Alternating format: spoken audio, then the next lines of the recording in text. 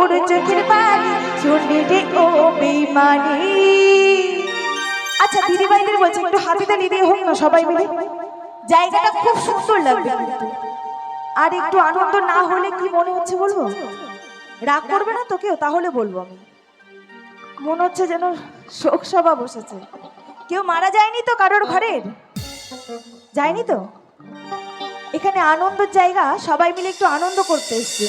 তাই আমি চাইবো সবাই মিলে একটু হাতে তালি দিয়ে গানের সাথে সাথে সবাই মিলে তালে তালে ও পাগলি মনে যাবো আজ, ও সজনী মনে যাবো আমি।